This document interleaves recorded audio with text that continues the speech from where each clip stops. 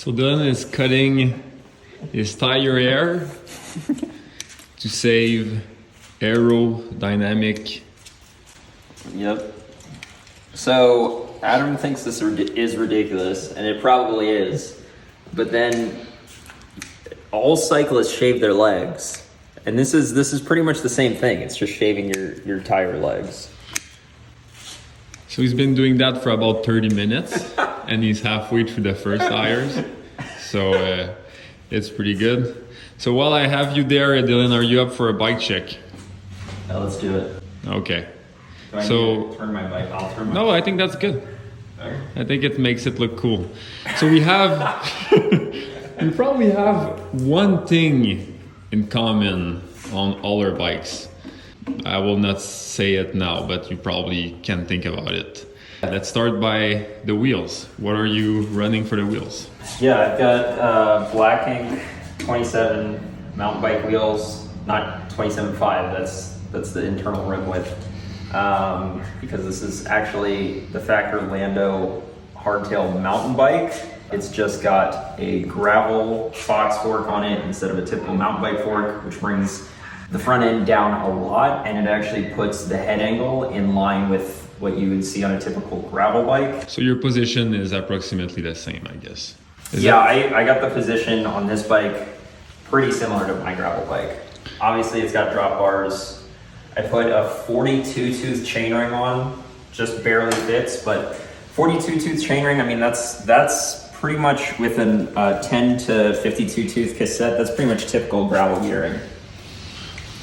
So what would it like equate to, let's say, like having a 52 at the front? Like it would be 52 what? That's a good question. So the other thing to keep in mind is that the diameter of these wheels with these tires on it is slightly larger than the diameter of a typical gravel tire, which is going to increase the gearing as well. I don't know off the top of my head. Yeah. I mean, I rode this bike with this setup at VWR Michigan, which had 50% road, and there was no point in the race where I felt like I was spun out, where I didn't have enough gear. Okay. Yeah. That sounds pretty good. In terms of tires, what are you running? So these are Continental Race King 2.2 mountain bike tires. I have my Ostro gravel with me, and I tested the gravel bike versus this bike on the course.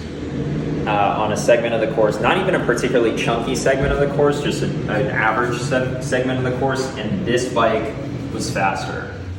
By how much? So I did it up a climb, and then I came back down on the descent. It was a gradual climb, gradual descent. So it took 4.5 minutes to climb the climb at the wattage I was doing on this bike, and then it took 5 minutes on that bike at the same wattage. And then on the downhill, this one was like 202 and that one was 207. Same wattage again. That's crazy. So the only thing we have in common, I think, is the wax chain, the Silca wax. Yeah. And maybe the Silca water bottle holder. We also have the same pedals. Oh yeah, we have Shimano pedals. You're going roll pedals, something you're doing good this weekend. Good job. So yeah, that's my bike. That's a more natural bike. That's the Ostro gravel. I'm gonna be running 4 bottles, so 1 in my back and 3 on my bike. If we start at the back of the bike, I have the Almost There saddlebag. Inside I have a Silca tool, 1 Pirelli tube, and I have 2 CO2s with some plugs.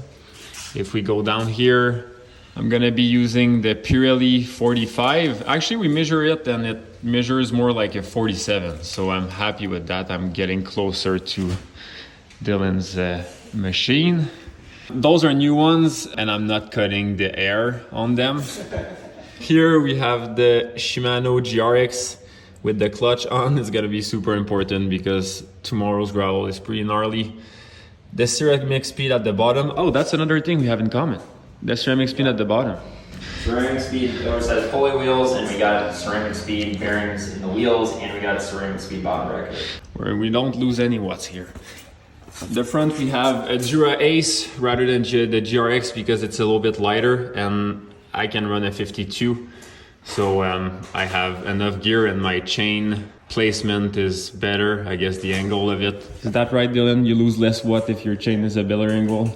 Yeah, so the bigger your chain ring, the more efficient it is because your chain doesn't have to bend as much around the chain ring. Same thing with the cogs in the back. That's the theory behind the oversized pulley wheels. Right? The chain doesn't have to bend around the pulley wheels. At the front, GRX also super secure here, so though your hands don't fall. In terms of the wheel, black ink also, but not the same thing. Those are the black ink for gravel bikes, so they're a little bit narrower than Dylan's one. In terms of sealant, we have the Mill Kit sealant inside. A lot of extra sealant for this weekend, just to be sure. Yeah, that's pretty much the bike for this weekend. Maybe you guys tell me or tell us which bike do you think is going to be faster on the course. I guess we'll see. We'll see if Dylan is that smart. Let us know down in the comments. Thank you. And yeah, you're probably already subscribed to Dylan, so I don't really need to tell you that.